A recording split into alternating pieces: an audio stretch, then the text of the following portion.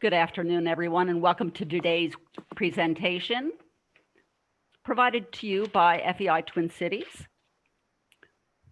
Before we get started, I'd like to introduce you to a few details regarding the CPE offering today. We are offering 1 CPE credit for today's webinar presentation. In order to be eligible for that credit, you must answer 3 of the 4 polling questions during the webinar and have a total viewing time of at least 50 minutes. CPE credit will be available in 7 to 10 business days after the webinar, and we are unable to grant CPE credit in cases where technical difficulty preclude eligibility.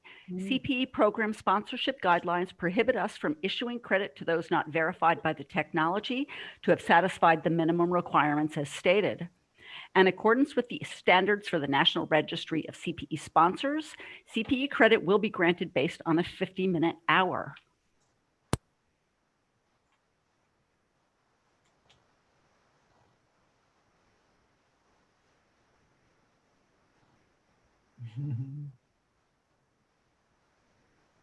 So Judy, do you want to kick us off?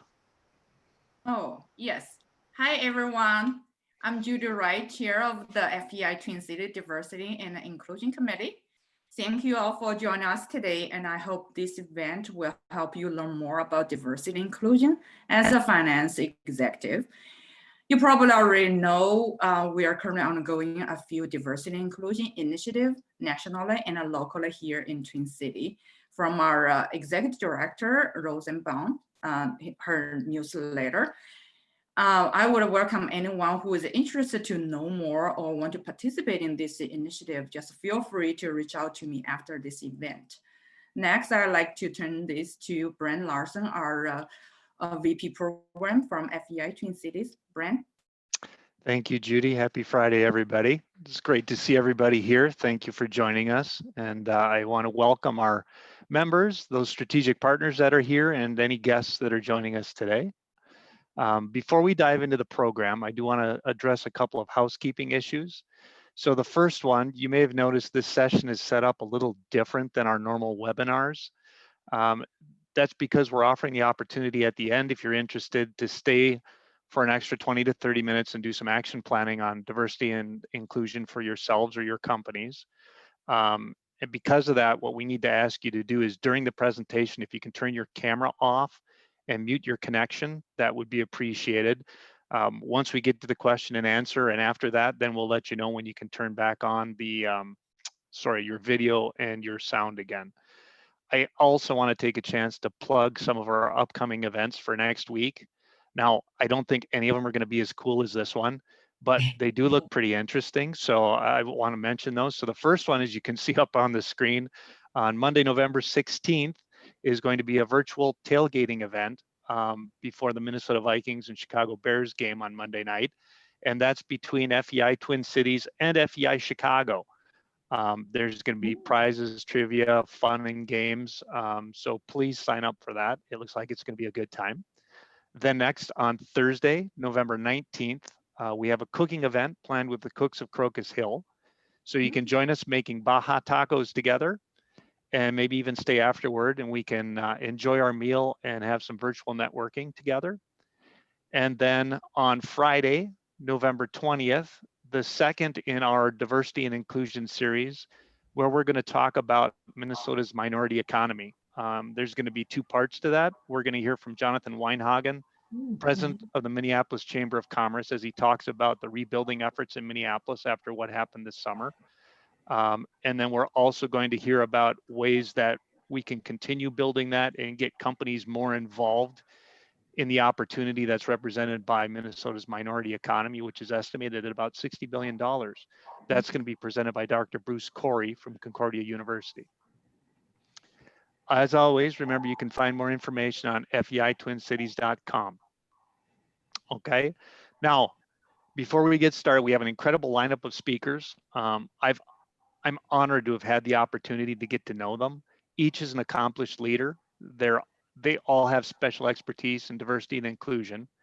But before we get started, to help them understand where you, our audience, are in terms of diversity and inclusion, Nancy, can we go to our first polling question, please? Thank you, Brent. Your first polling question is on your screen. Where is your organization on the D&I journey? Not started, early stages, D&I journey is underway, not sure. For those of you who need CPE credits, I'll give you a few seconds to answer that question.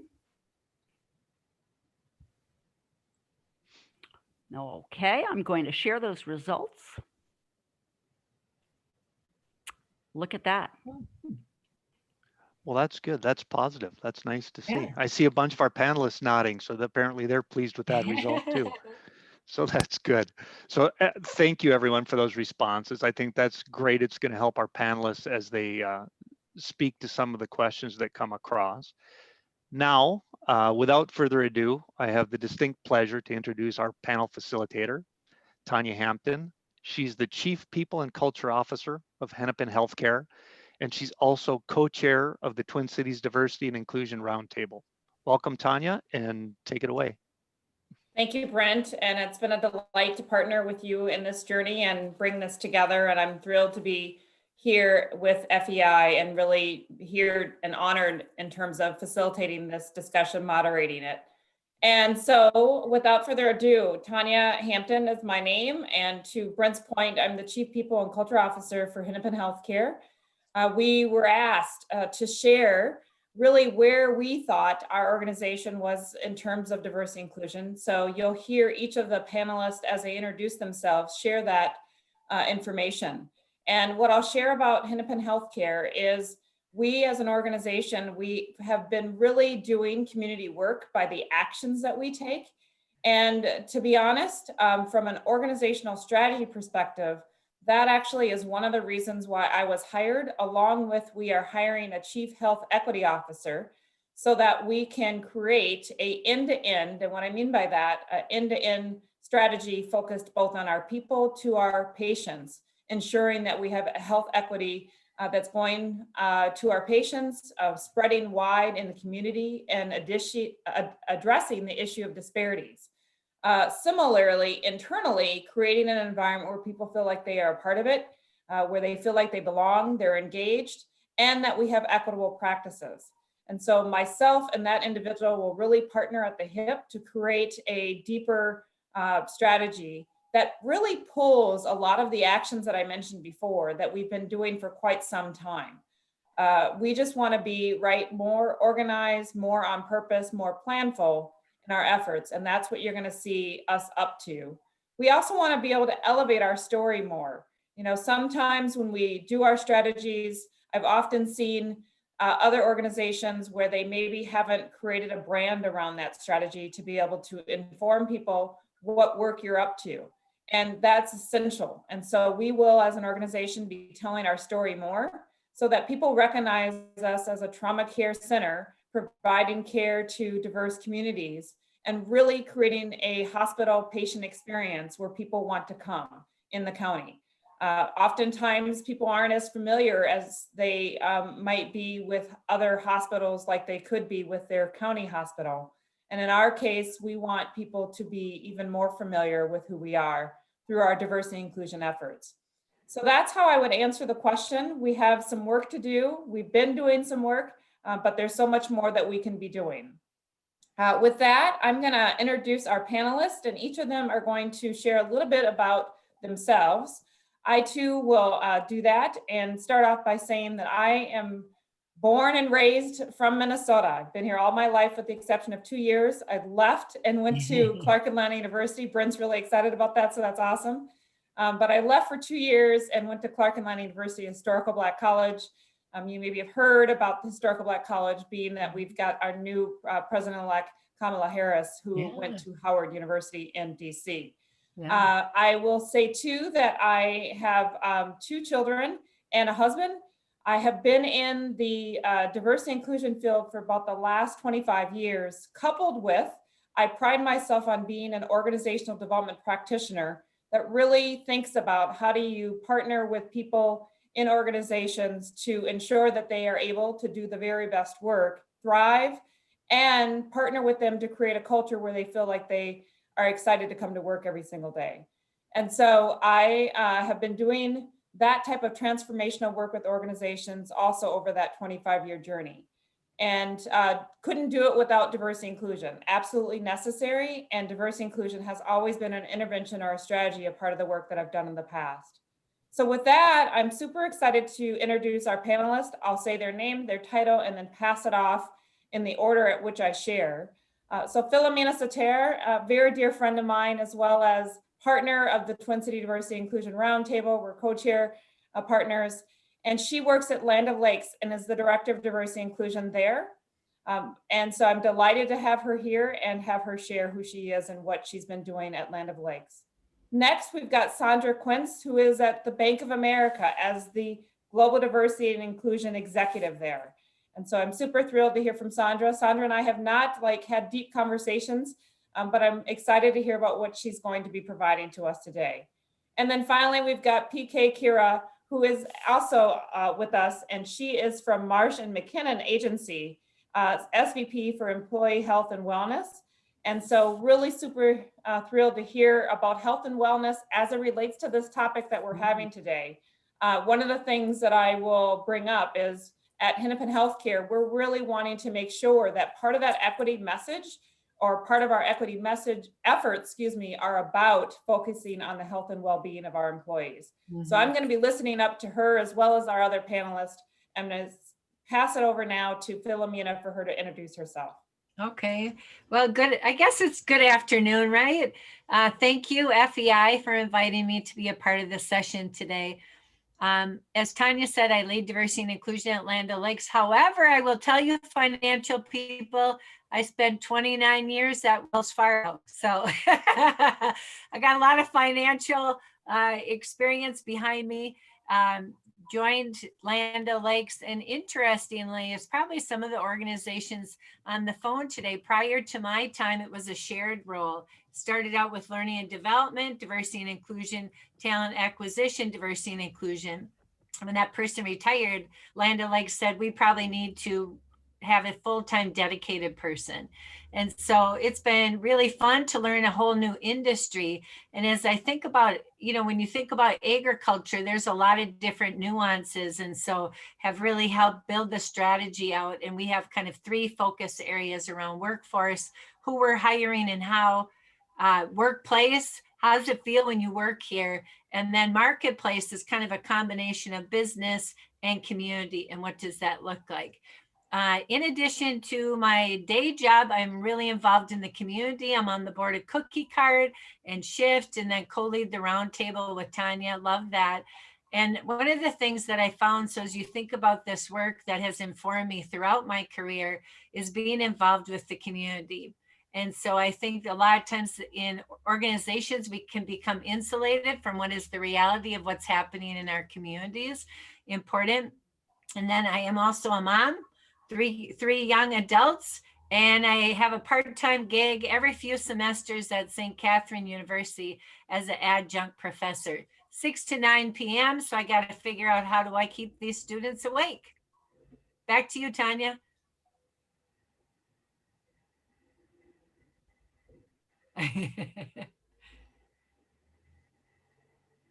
Sorry, it has a little bit of a stair step to unmute yourself. So I'm going to pass it over to Sandra. Thank you, Philomena. Yep. Hi, everyone. Thank you for having me. And like Philomena, I'm excited to be here amongst the panelists as well, and cannot wait to jump into the conversation. So I will keep this really brief. I'm with Bank of America. We are clear on the path, as many of you are, right? So we have a clear strategy. We've been doing this for 25 plus years. We're focused on 3 areas: people, inclusion, clients, and communities. And certainly being a bank, we love lots of numbers. So I'm happy to discuss data and how important that is in driving diversity and inclusion in the company. But I report to the Chief Diversity Officer, who has 4 other direct reports that help to lead this work. And then we have other D&I client execs, approximately 5 others that lead diversity and inclusion for the various lines of businesses within Bank of America. So a little bit of a complex structure, but certainly necessary for a company as big and as global as Bank of America. My most important role is I am Caleb Quince's mother. I am his Uber driver, his manager, and his marketing exec. And so he's an 11th grader. And so really thinking about him going into college next year. And then I am married to a very amazing man, Alexander Quince, who is in television news. And a little interesting fact, not really about me, but about him, is he's won 4 Emmys for the work that he's done. So I can honestly say that I know an Emmy Award winner. Nice. So I'm excited about that. And I'll pass it on. Thank you. All right, we're going to pass it on and hear from PK. Hello, everyone, and thank you again for having me too. I feel honored to be a part of the panel today.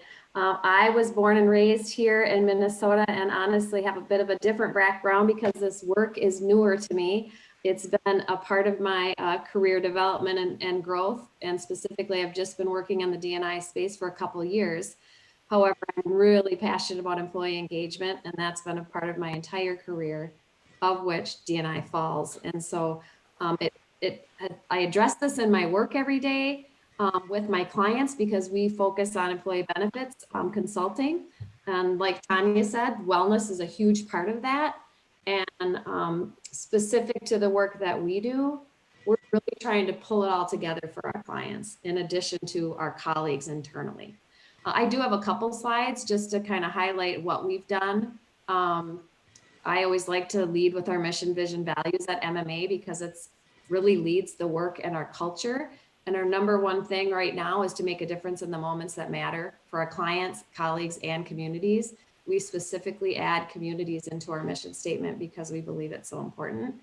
And on the next slide, just to highlight the work we do again, we're in the insurance industry, risk management, employee benefits consulting, and everything that surrounds those pieces. The next slide just highlights our initiative. We literally is new. This isn't something we've had for a long time. It's been 2.5 years in the making. We created a mission statement, which you see on the slide, committed to building a diverse, equitable, and inclusive workplace through, and then 3 pillars which guide our work: educate, communicate, and engage. We've got a national council. It's led by our CEO. And I've got 18 colleagues that I work with every month. And then we've got regional leaders just doing a lot more work that'll come out and I'll share as we go through the presentation today. I also am a mother of 2 fabulous kids, Emmett and Lily. They are 18 and 20. I'd like to think the hardest part of parenting is done because the teenage years were really hard, but I'm not quite sure if that's the case. And then I have 2 dogs that have kept me grounded in COVID, which I am proud to say as well, and a significant other, Stuart, who we spend a lot more time together today than ever before, given this climate, which is fun. So thanks. All right, excellent. Thank you, PK. And so now you've met all of our panelists and we're going to dive right into questions. And so the first question I have is to help our audience better understand how their diversity and inclusion strategy compares to yours. Where do you feel your organization is in terms to integrating diversity and inclusion into your overall business strategy? And what I'll lead with is that at Hennepin Healthcare, we are really looking at making health equity the leading face of our strategic priorities. So we are in the midst of redesigning or defining our strategic intents, as well as the priorities that sit with that. And one of those strategic intents is health equity. Just as PK was highlighting her mission, vision, and values, I'm recalling work that we're doing at Hennepin 2 there, in that we are making some changes to our mission, not a complete transition, but some modifications so that it's giving a larger voice to the health equity work that we're wanting patients, our community, to know that we're up to. And then we will maintain our vision and maintain the values that we have. But what that is important, or why that's important, is that it actually signifies that we are shaping our culture, right? We're doing a culture reset and ensuring that our employees are affirming for us why they work for us and where we're headed, and what behaviors do we want to see in our work environment. And then with our strategic intent, what actions we're going to take to ensure that we bring all of the work that we desire to do to life. So I will stop there and pass it off to, I'll just go in the same order, but in the future, we can certainly take whomever would like to speak up first. And so there's the first poll that's coming up. Does your company offer diversity inclusion training? Yes or no? We're going to take that poll first and then launch into the answer to the question. Thank you, Tanya. I'll give our audience just another couple seconds for that poll. I think I need one more answer. Okay, I'm going to end that poll, folks, and share those results. Those are good results. Right. Thank you. All right, thank you very much. So I'm going to pass it off to Philomena to talk a little bit more about where she thinks Land O'Lakes is at on the diversity inclusion journey as it relates to integrating it in your business strategy. So I would say on the business side, probably getting started.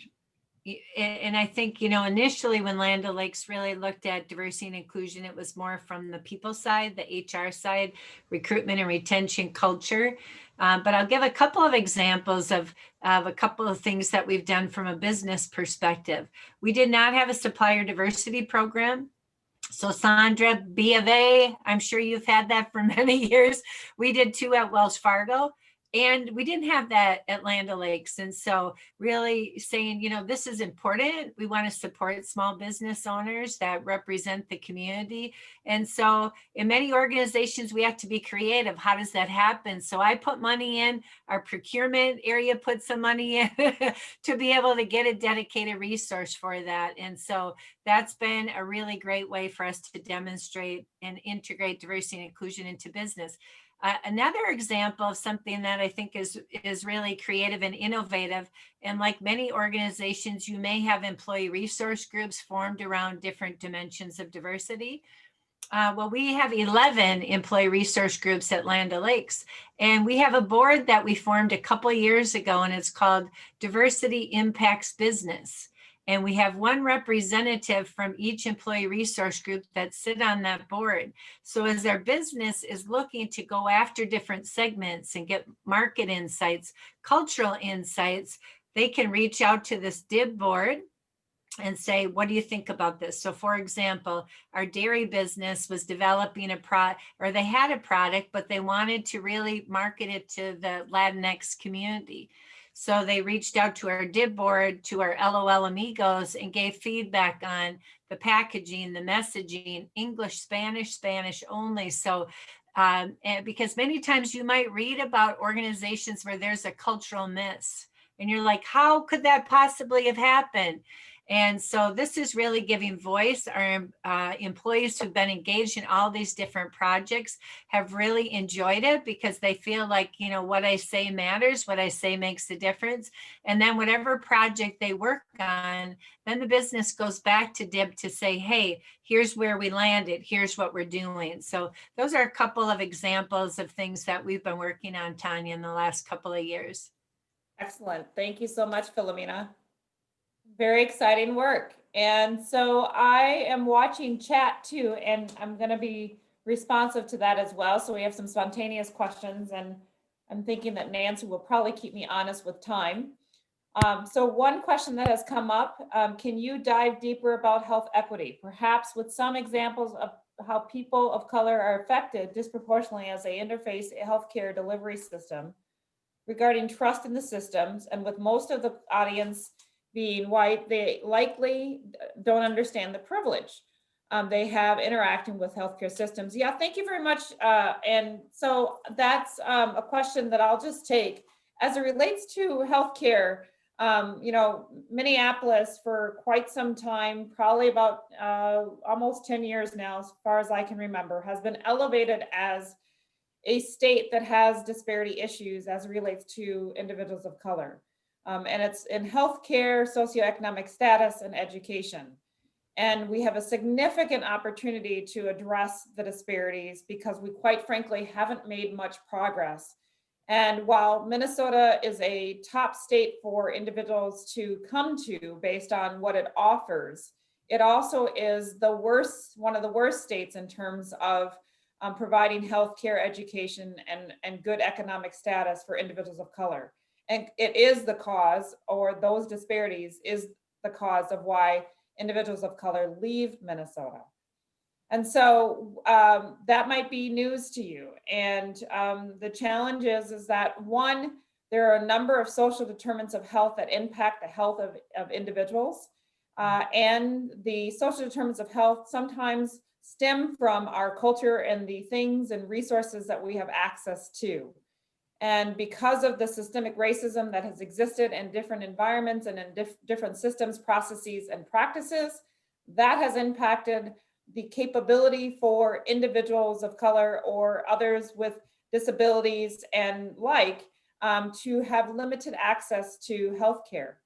And so it has put them back in contrast to our white counterparts who have more access in most cases.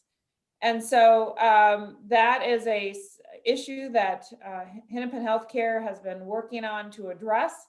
We feel like we actually are an organization that is, and in fact, nationally, we are raised up as the #1 organization in terms of trauma-centered care. And at the same token, though, there are disparities that we have a need to address, as well as other institutions. And this is a challenge across healthcare institutions in that there's the same type of disparity that exists in terms of people who participate or are asked to participate in medical research. And so we don't have matching information that tells us what are the needs of people of color. And so therefore, when we go to apply certain services from a healthcare perspective, it's a broad brush application, mostly of, again, our white counterparts. So there are privileges that exist that individuals of colors don't have access to, and we really need to shore that up across Minnesota and even beyond, in terms of other states too that sit in the same place. And just if you look at people of color in aggregate, it's a challenge in terms of addressing their health care. So I hope that to some degree I answered the question. I'm going to move on and ask if Sandra or PK want to contribute to the question about integrating diversity and inclusion into your business strategy. Yeah, so I think just real quick, and PK, I know you'll want to jump in as well, but yeah, absolutely. You have to, when my CEO sits down, Brian Monahan sits down with his direct reports and they're talking through their business scorecards, diversity and inclusion is included on those scorecards. And so they have targets and metrics and goals and objectives that they need to meet. And of course, these are aspirational goals, but absolutely it has to be a part of everything you do in your business. It should not be separate or apart from. It also needs to be integrated into your compliance strategy as well as your risk strategy, because it is critically important. Your organization is at risk when you don't have a diversity and inclusion strategy that you can sustain over time and make progress throughout. So those are just a few things that I would share. Excellent. Thank you, Sandra. And PK, is there anything that you want to add? I would just add, yes, that is absolutely the case with us from the scorecard perspective. The other thing that I've really noticed just in the past year, really, as a professional service firm and the services that we provide, when we are asked to participate in an RFP, for example, there is always a question about D&I. And what is your company doing as it relates to that? And it's one of the key items that we're now rated on that previously that wasn't the case. And so we're feeling it on both sides. Absolutely. And I can remember asking, quite frankly, partners those questions as to whether or not they are focused on diversity inclusion, and still do it today. And so I'm glad to know that you are being responsive to that and acknowledging that it's an important factor. Next up, in terms of question is, what is your best piece of advice for getting started with diversity inclusion? Anyone that would like to chime in on that question? Yeah, so I'll get us started. The first thing that you're going to have to do is number one, lead with data and follow with passion. And what do I mean by that? What I mean is you're really going to have to leverage the data that you have in order to understand where you are currently. And in that data, you're going to have to look at it at every level in your organization, but then you'll need to do the double click. So not only by gender, but then look at gender by ethnicity. And so when you do that and you really figure out for yourself, where are we as an organization and where do we need to make the most progress, that then leads you into your strategy. Because then you'll need to develop for yourself a core strategy based off of what the data is telling you.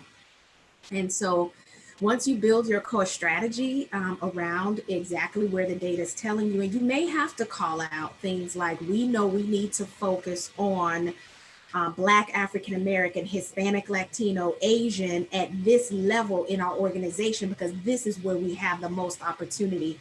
And sometimes firms are afraid to call it out and will just say, we're going to focus on people of color. Well, I would beg to differ. I think you really should let the data lead you and tell you where you have those pockets of opportunity, and then build it around where you have the most opportunity and where you need to maniacally focus. Once you do that and you build your strategy, you definitely have to have, and I think I heard a few of us say that they have councils, and those councils really should be led by your CEO. Just as PK said, they have a council, it's led by their CEO. That council really needs to set the strategic direction. That CEO needs to sit on that council, and the people around that table are those that clearly can make decisions in your firm. They're either one or two deep from the CEO, and they should be held accountable for the results. And so that would be another area. And then you move forward and you think about your governance, your centers of excellence, if you will. So if you go back to what Philomena said, and she talked about your employee resource groups, they need to be a part of that as well. Any councils, D&I councils, I think PK said she sat on a D&I council within her business. Those councils need to be a part of that governance process, or that process, so that they can help facilitate the goals and objectives that you set for yourself. And then HR doesn't lead the way. HR is a center of excellence. They need to get out of the way and allow the business to lead the D&I that they need to. And the reason why I say that, for us, D&I sits in HR, but HR is really your center of excellence. It's where people come and they get what they need and they go out and they execute, and hopefully they execute with excellence, right? And flawlessly. And so HR is a part of that governance process as well. So all of that, I think, will help get you started when it comes to sort of thinking through your strategy and building it. Yeah. And Sadra, I would echo exactly what you said in terms of HR and its role in the diversity inclusion work. Quite frankly, one of the reasons why I took the role at Hennepin Healthcare is hearing some of the things I heard in terms of them wanting to drive, or us wanting to drive, health equity, as well as create a culture of inclusion and belonging. Based on my knowledge, expertise, I really advocated for the idea of thinking about it through a people and culture lens as opposed to human resources. Human resources from a inclusion perspective actually creates sort of an impact on employees because of the messaging around resource. And HR is really a facilitator in the process. And unfortunately, I've been in situations where HR has been more of a barrier in the diversity inclusion process. And so in my joining of Hennepin Healthcare, I wanted to make sure that if I were going to be leading, frankly, parts of diversity inclusion work, that it didn't sit under the kind of some of the badness or the cloud that might exist around HR as it relates to the diversity inclusion work. I also knew that I was a person that was in more of the stance of HR really needs to help facilitate and create the practices and processes, but partner with a health equity, in our case, officer, to create a culture of inclusion. And so I would agree with you. Ensuring that the two people, if there is an HR person and a diversity leader, they are partnering together, and that one is not inhibiting the other from getting the work done that is necessary for the organization. All right, I'm going to pass off the question to someone else, PK or Philomena. I agree with both of you. Really good comments. My yes and is build collaborative relationships within the organization to support your strategy. So I'm a department of 2.2, right? So I'm like, how can I get this work done? So I can work with communications. They can help us tell our story internally and externally, right? I can work with procurement on supplier diversity, learning and development, data. And so I would say, how can you utilize the experts within your organization to help bring it to life? Like community relations for volunteerism and giving. And I think that is a powerful way to get people engaged to be, the leadership, the partners, etc. So that would be my add-on. Yeah, great. Thank you, Philomena. And I would like to pull into this conversation a question that came up about global organizations. And Philomena, I actually know that you can help me get there. I'll provide a perspective, and perhaps you can as well, whether it's about, certainly Land O'Lakes is a national organization, but I know you've also worked for Wells Fargo. And so you might have a perspective on how either national organizations or global organizations can do the D&I work. What I would say is what I've seen, I'll bring up an organization, medical device organization, global, about 100,000 plus employees. If you look at my background, you actually might learn who that company is. But nonetheless, they did diversity inclusion work and continue to very well. And how they did it was we had, at the time I was there, 9 diversity leaders that were connected to the business units across the globe, as well as employee resource groups within our different countries and also within our different states. And then finally, we had what's called inclusion councils that were dispersed across the organization representing each business unit. And those groups consisted of a HR leader, a president of that business, and then high potential individuals that business leader and HR partner agreed should be a part of the dialogue, as well as the other member on that group was the diversity leader for that business. And so with all that governance, that was the hands, if you will, the hands and feet that really helped to integrate diversity and inclusion into the business at the company that I was at. And also it was the help of the employee resource groups that really worked on 3 key things: community, recruitment, as well as development for employees. And they were able to then identify specific initiatives that their groups would work on to build in that way to support the diversity inclusion strategy at the organization. So that's just one way of how you can globalize your strategy. The final thing I'll say is some form of a consistent framework. And so at the corporate level, if you will, having a consistent framework and allow flexibility in how the organization rolls out their diversity and inclusion strategy. And so I'll pass it over to Philomena. Sandra may even have a perspective on this as well, too, being Bank of America's and the way it sits. So Philomena? Yeah, thanks. Great question. So at Land O'Lakes, we have international business, and then we also have what's called international development. So it's a nonprofit, and they work around the world to help under-resourced countries with ag and dairy to become self-sufficient. And so what I will say, kind of something to think about for your organizations, what works in the US may or may not work globally.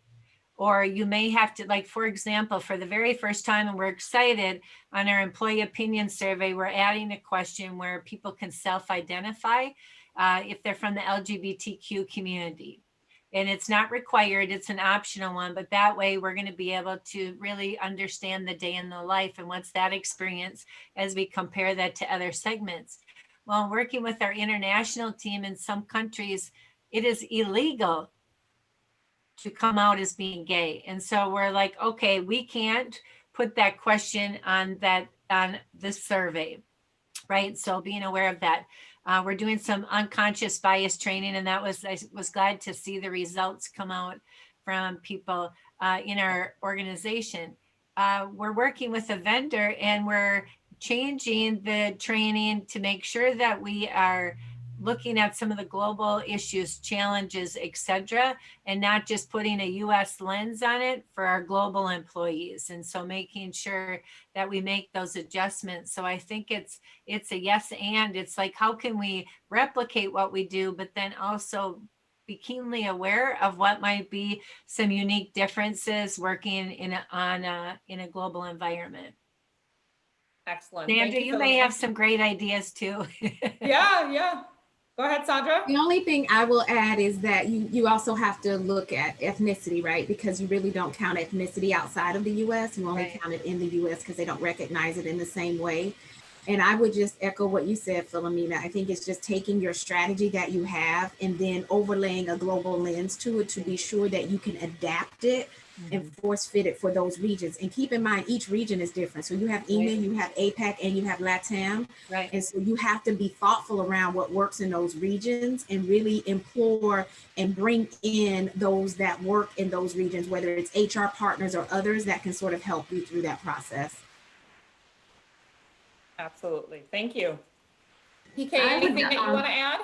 Yeah, the only thing I would add is just that our council really is a part of that geography and getting at those data points that Sandra referenced too, because every part of the country is different and our D&I needs are very different. And so our council has members across the country and throughout the world. And we lean on our Marsh colleagues because MMC is a huge global company.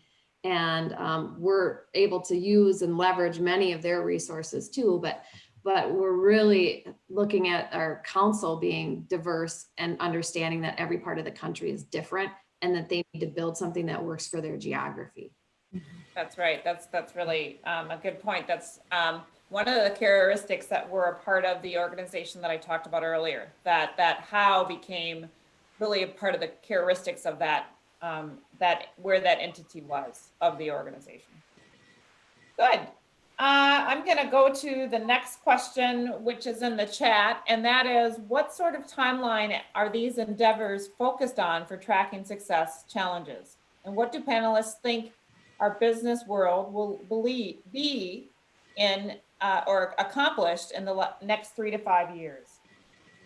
And so if there's anyone that would like to take that question. I don't mind starting simply because I'm newer to the work. And when we first engaged, we actually worked with the National Diversity Council, the NDC.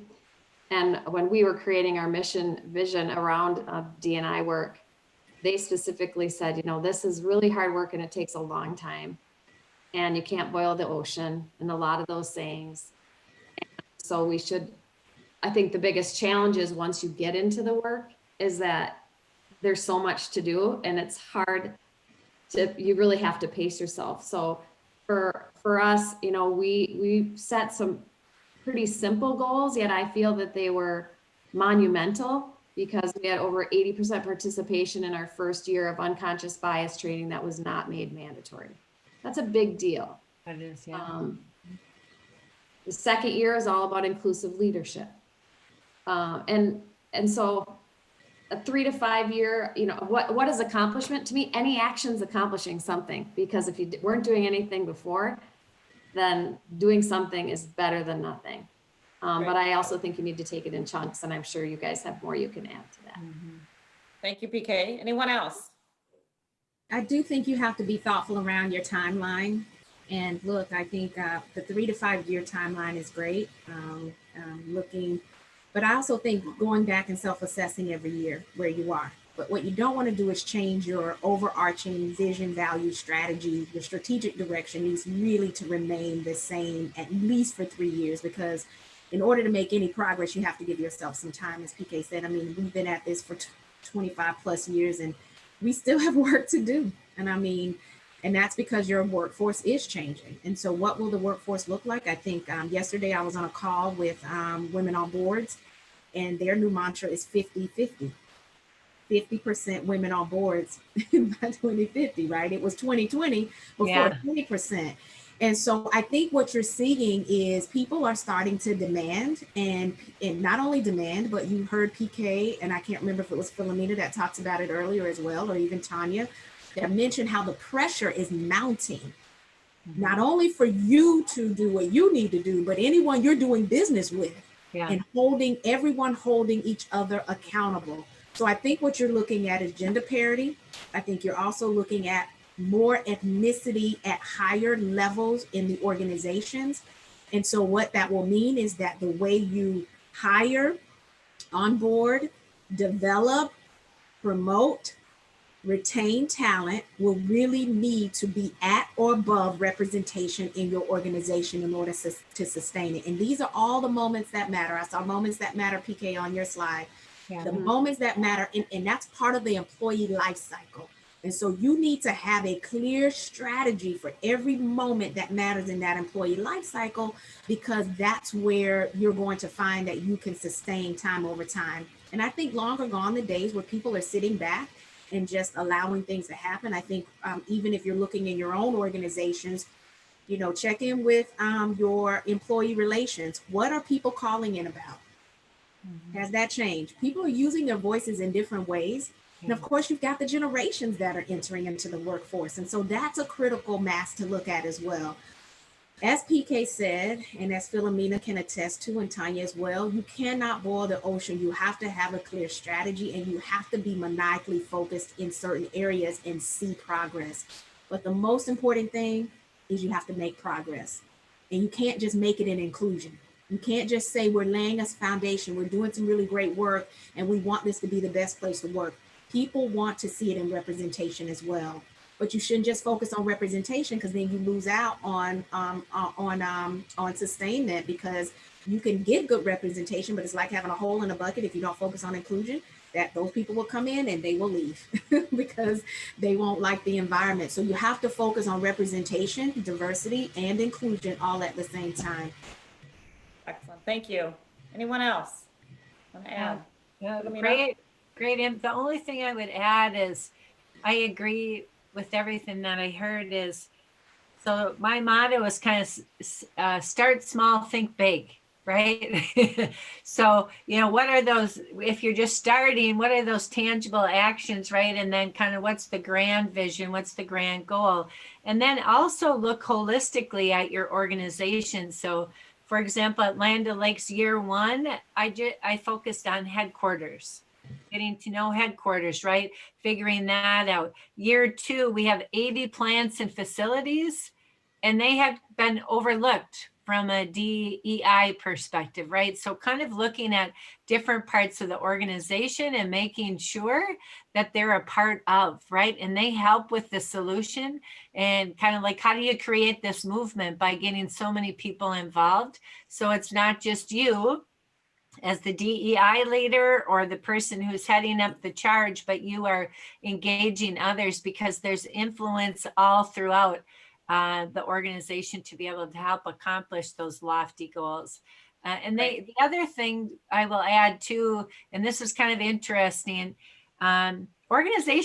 people in your organization want to know what you're doing.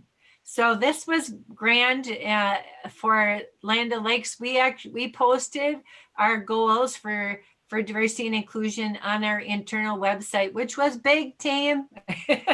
And so it's like we're putting it out there. And so that means we got to work towards it. So it's not just in this little room that it's happening and no one knows about it.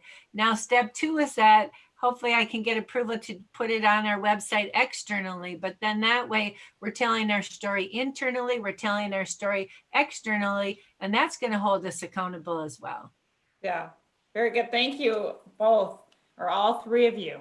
What I will add too is I always like to say this, that, you know, I've heard before, when are we going to be there? When are we going to be done? And I'll say that to the answer of what does success look like 3 to 5 years, that we're still doing this work. That's what it looks like to me.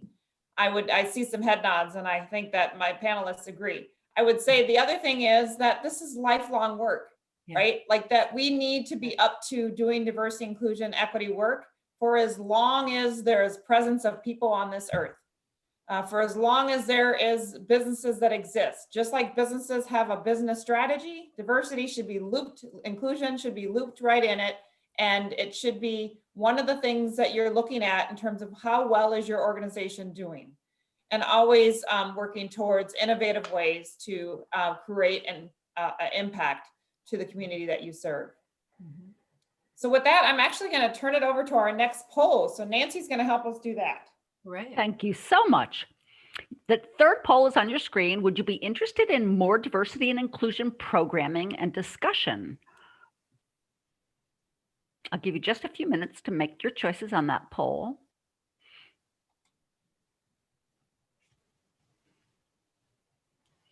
Okay, I think we're at the end of those poll takers, and I'll share those results. Excellent. Very good. Thank you, Nancy. And so with the idea of talking about more programs, I'm going to connect it also to what might be the most difficult thing to implement.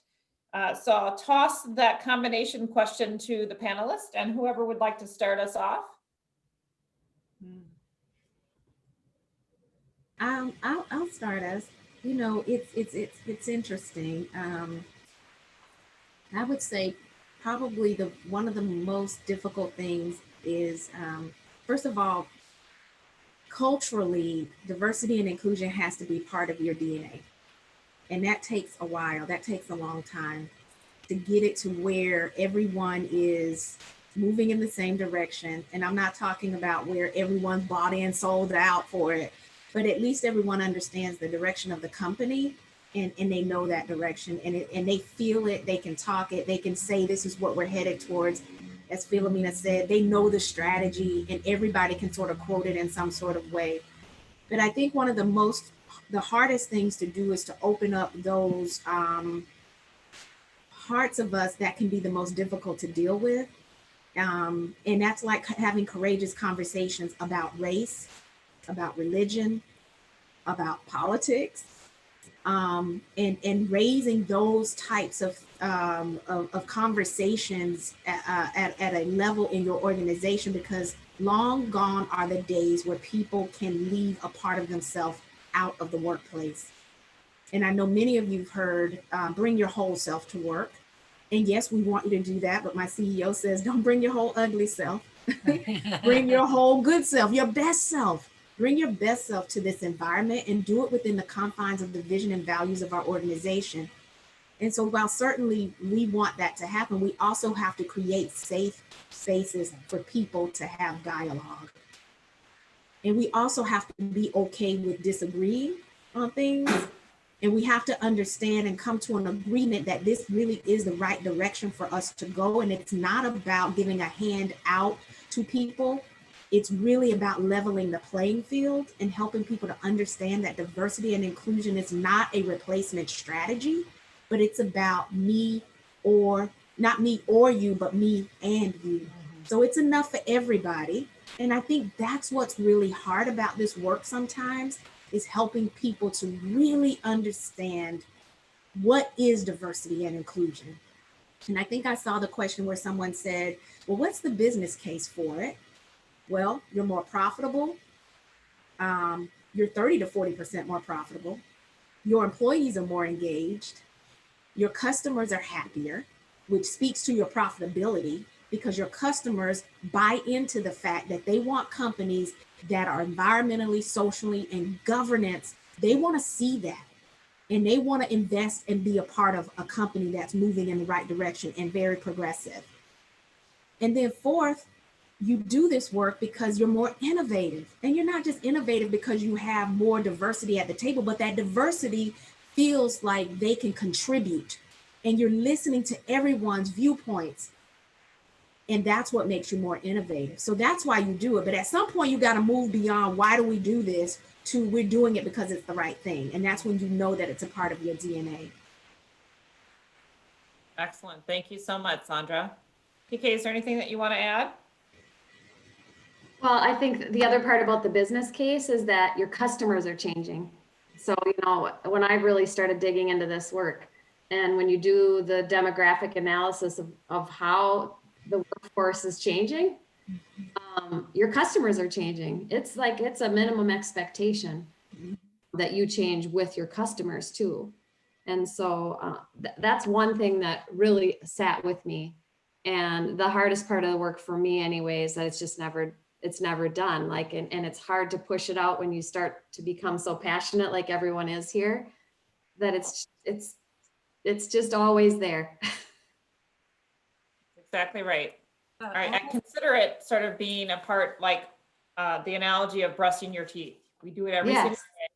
Yeah. We never stop. We do it. And when we go to the dentist, they'll say, you know, we have great looking teeth, but we still keep brushing. Right. Yeah. Right. Because if you don't, you won't have teeth. Yeah, right. Exactly. If you Right. don't, you won't have teeth. Uh, Good. Philomena, anything you want to add? Yeah, a couple ads. So Sandra, I'm just going to add on to what you said is, and what I see at Land O'Lakes is most challenging is we have a very kind, generous culture and a level of cautiousness, and particularly in the environment that we're in today of I am afraid to step in, right? Or what if I say the wrong thing? And so I think really helping build, creating that safe space that you talked about, Sandra, as well as tools and resources and helping build that so people feel more comfortable. We just had a great session this month, a couple sessions on race and identity. No one wants to talk about it. And so, you know, laying the groundwork, which is powerful. So I think that that is a really important piece for us to be thinking about. And my second point is we have to be aware of the impact of what is happening in our country and in the world on our employees. Like if you go back in workplace time to when I started in the mid 80s, work, life, now they are blended, integrated together. So as all these things are happening to COVID, we've got to pay attention, right? These are impacting every single employee. The murder of George Floyd, all the trauma, right? Significant. And so I think that is a real difference that we also have to be paying attention to respond to be aware of as leaders, checking in with our employees, offering resources, all those sorts of things, which I think is very different than the workplace of days gone by. Yeah, and Exactly Philomena, right. just to say that it's not about taking sides, because that's why people don't want to lean in, is because they feel like I have to take a side. No, Yeah. you don't. You don't have to agree. You don't have to take a side. Fundamentally, D&I is not about changing who you are. It's about broadening your perspective. Mm-hmm. And it's about recognizing those parts of you that may not be so good. And that's the part that's hard for us to look at. And you talked about unconscious bias. But bias training does not solve it. Bias will forever be with you because we are humans and we have bias. It lives with us and it comes and it shows up in the smallest of ways. But where it's damaging is when I'm a manager and I'm making decisions in moments that matter in my employee's life cycle. Yeah. Because I will make decisions based on my bias that will not allow me to have the best talent, but pick people because I'm more comfortable with you, not because you're the most qualified. Bias will tell me that someone who doesn't look like me is not as smart, although I may not be as smart as they are. So bias is very dangerous in those moments. And so you have to do bias checks in those moments that matter. Pull up questions that you should ask yourself. Why am I thinking this way? Or what makes me say that or think that, or what should I be thinking about in this moment? I think you have to do that in those moments that matter, and organizations owe it to their employees to find ways to help mitigate it, whether you do blind resumes, whether you do interview panels that are diverse, whether you have review committees to really look at your processes before you make all those decisions. Because in silos, we make decisions. I make a decision about Philomena, I make a decision about PK and Tanya, and we do those all siloed. And then we look up and say, oh my gosh, we just laid off 3 women. Right. Versus saying, here's the decisions we're going to make. Let's put it to a review committee. And that review committee says, oh my gosh, this looks, something's off here. And so I think we have to think about things in that way. And these are just small things that you can do. They're not even big, huge, bold, and audacious. They are just some really key initiatives you can integrate into your processes right now that'll help you to start changing the way you look at talent and do things in your organization. Absolutely. Thank you. There was a question earlier about explain a benefit of D&I to the bottom line. And I'll just go back to the company that I had mentioned before. At a time when they were trying to decide what types of pacemakers they would have, They went to focus groups and had dialogue with customers and also with different sales individuals within the organization to consider what they might do to redesign and impact the pacemaker business. And what they learned in their focus groups is that the pacemakers at the time, they were all blue. And then the hand was raised of a little girl saying, I want a pink one. And so they recognized that it was necessary to fulfill the heart and joy of this young girl to create a pink colored pacemaker. And then they began creating multiple different colors. And so that increased the popularity and usage of the pacemaker, or selection, call it. And so that is hopefully a very tangible example of how organizations can identify ways to improve their products through getting diverse perspectives. Another question that was in the space was really, how would you suggest a small and mid-sized business to start their D&I journey when they don't have a designated D&I team? I'll lean in with suggesting that sometimes employee resource groups can help ignite efforts around diversity and inclusion. Assigning someone in the organization the work of diversity and inclusion and making it part of their role. Of course, diversity and inclusion should be everyone's role, but you do some, well, alongside with that, you do need a leader. I would urge you to make sure that that person has the experience at which they've been able to transform places or create transition, and not picking them, quite frankly, because they are a woman or a person of color. Making sure it's someone that truly is passionate about the work and able to execute. So I've often seen that. You might wonder why I said that statement, but I have seen that occur for organizations where they've sort of selected the person who looks like they represent diversity, but they may not be able to implement the work. Any other additional comments, panelists? I would add, I have a lot of clients in this space, Judy. I know that's your question. And just to get volunteers can seem or feel daunting, but when you cast the net and start talking to colleagues throughout your company, and even I know many people will talk about having quarterly rocks, for example, if they use the traction methodology with their businesses. And if you go to each functional department and say, is there one person that might be passionate about this? The next thing you know, you have 6 people. They come together and they start doing the work together. And that's how it starts. And it takes off from there. And I've watched my clients go through this in the last 2 years, almost alongside me. And it's really fun to see them light up, because you're engaging another employee very quickly in a different and special way. Excellent. Philomena or Sandra? Yeah, no, that's good. I agree. All right. Very good. So I'm going to insert another question here then. Based on your experience, what is the most impactful thing an organization can do to advance diversity and inclusion? Anyone that would like to take that question? Get started. Their CEOs Go ahead, and Sandra. talk about how important it is. That's the one thing. The only thing I'll say is you can have your CEO stand up and talk about how important it is. If you can just do that and then follow with some action, that's critical. You gotta start from the top. You do, yes. That's something we learned very early on. It has to start with the CEO and then getting buy-in across the company.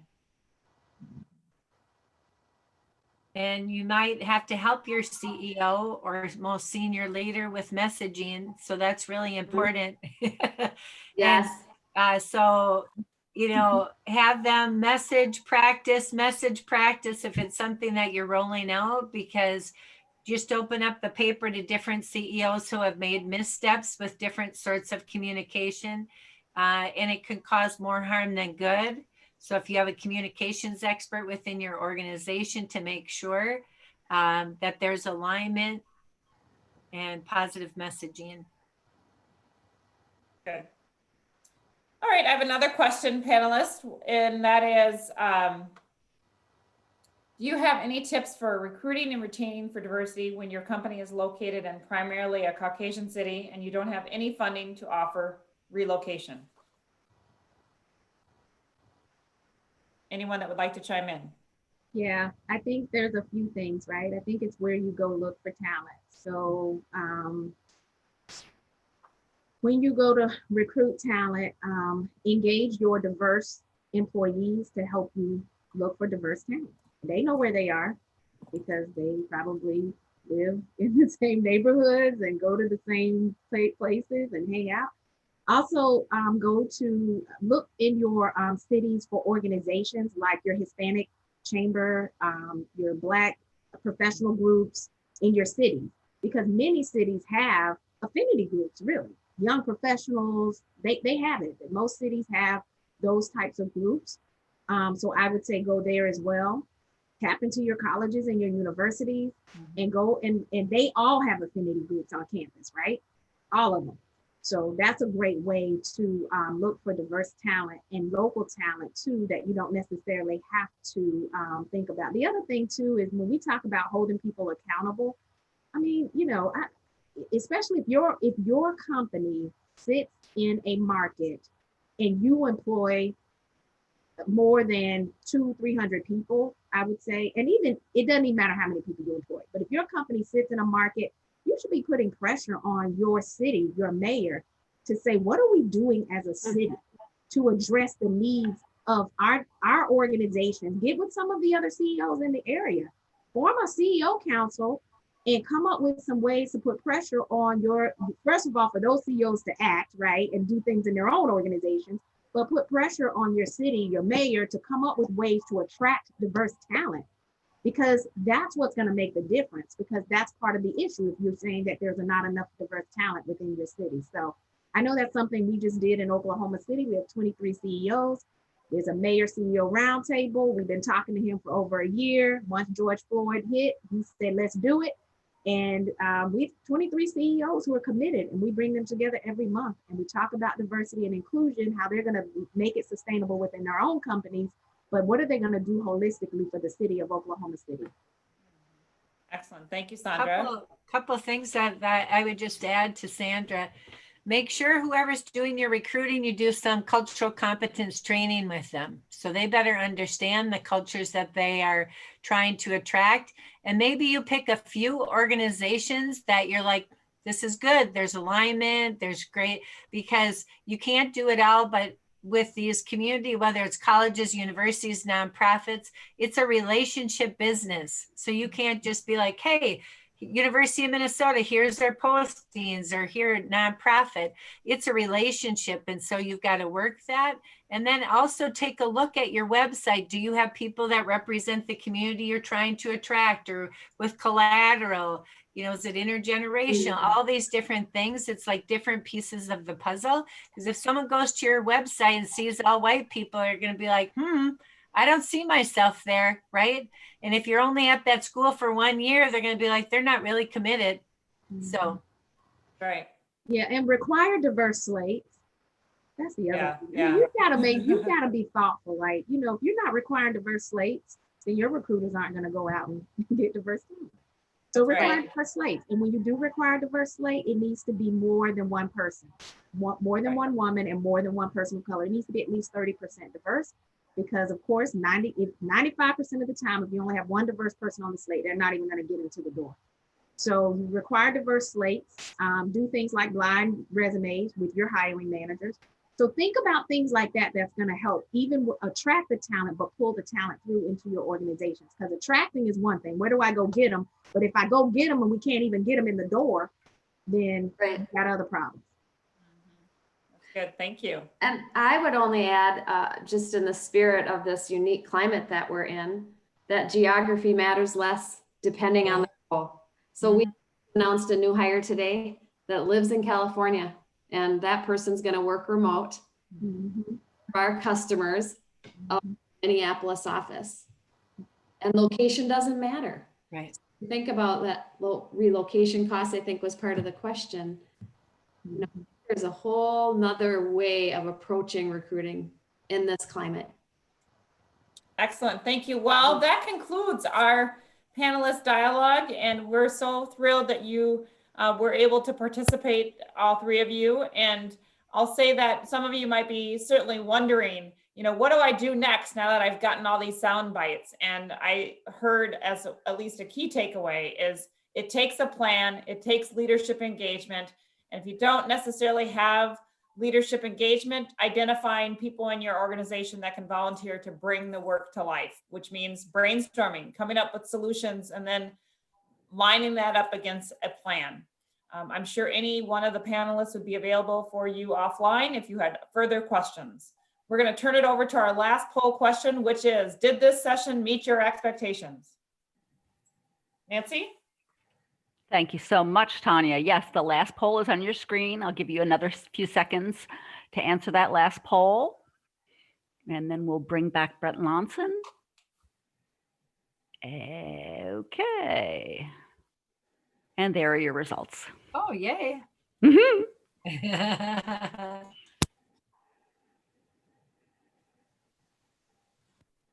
Back to you, Brent.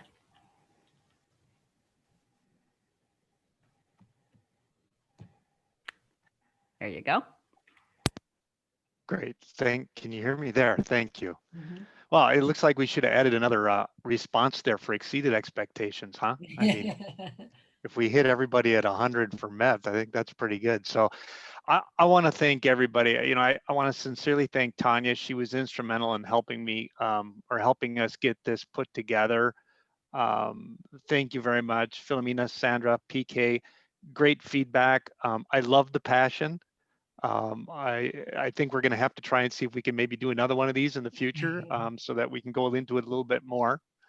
And folks, that, as Tanya said, that concludes the webinar portion of the program. For those of you that are interested, we are going to have breakout rooms open until 1:30. And you can stay and talk through some action planning. Sandra and PK have agreed to stay and help with some of that. If you can't completely understand, appreciate you being here. And I do want to put one more plug in for our diversity and inclusion seminars. We have another one coming up besides the one I mentioned. This one will be in January on the 13th from 11:30 until 1 o'clock. And it will have Taiwana Black will be speaking from Center for Economic Inclusion. I think I said that right. George, if I didn't, hit me. All right, good, thank you. So with that, folks, thank you very much. Those of you that want to stay, please stay and have a great weekend. And for those of you that are staying, you can put your screens on and unmute yourselves.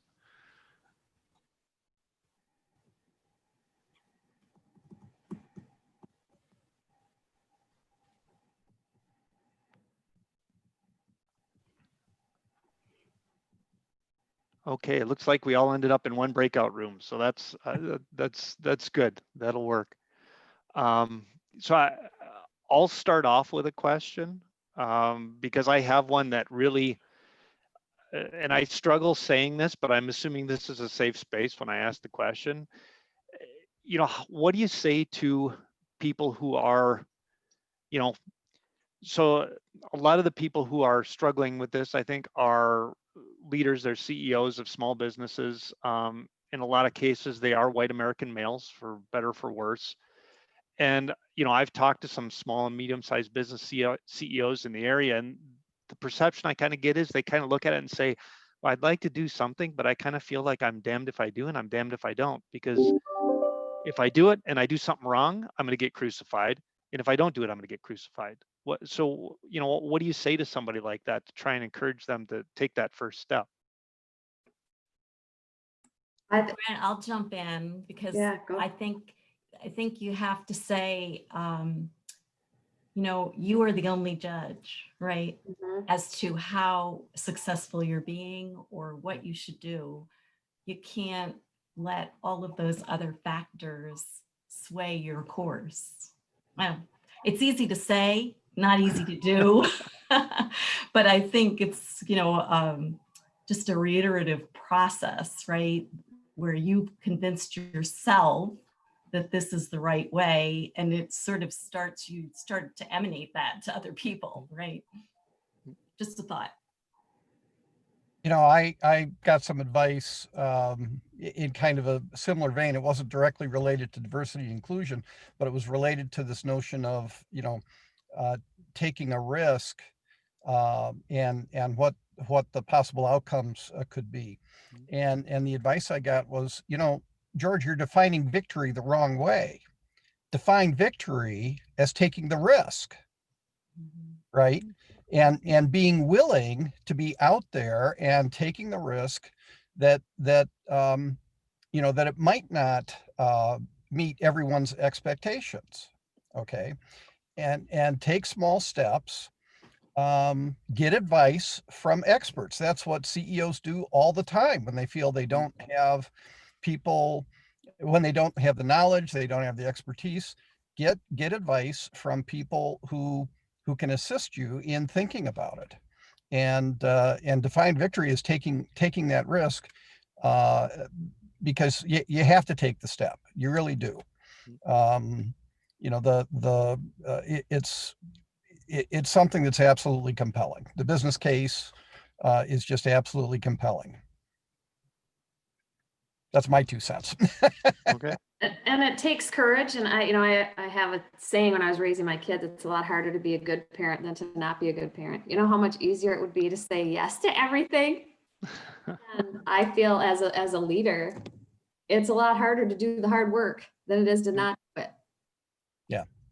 But again, you know, the sense isn't, I don't know that they're not willing. I think the impression I have is that most cases, they honestly look at this and say that this is important. It's something I want to do, but it's just kind of that, you know, I'm worried and again, as a white American male, I'm going to step out there and I'm going to say something and I'm just going to get crucified because my small manufacturing business isn't diverse, and you know, this, that, and the other thing. And you know, for me, the action plan I'd like to have is how do you respond and how do you encourage somebody to take that step? I hear what you're saying, George and Anita, and I don't disagree with you. I'm just not sure. I don't know. It's time for sorry, I'm beating it to Brene death. Brown and vulnerability, because they need to be willing to be vulnerable. Our CEO actually sat on a panel. We had a panel we called MMA Voices of all Black employees post George Floyd and our white CEO. He sat on the panel. He openly talked about his limited experiences, his unconscious bias. He was just very authentic and vulnerable. And that spoke, it was powerful because he was real. Okay. And he said, you know, in general, you know, I'm late, I'm sorry, I'm going to do the work.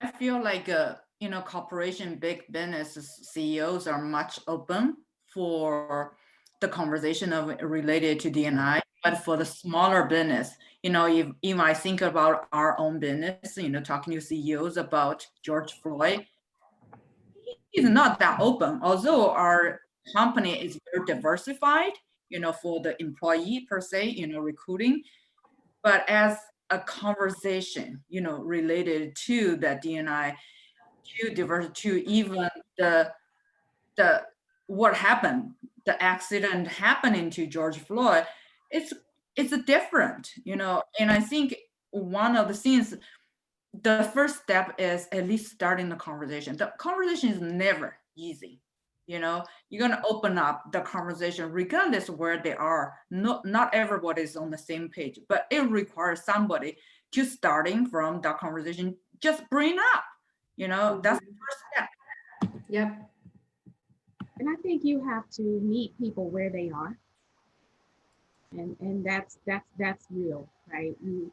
For us, it was easier for us to have a conversation about George Floyd because we started having conversations when the Pulse nightclub shooting happened.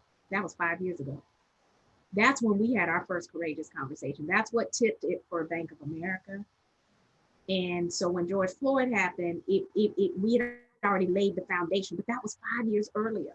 And had we, honestly, it would have been very difficult to just wake up the next day, run into the office and start having conversations about race. And you cannot expect people to pivot that fast because it is a very polarizing topic, because somebody has to recognize that something has gone wrong somewhere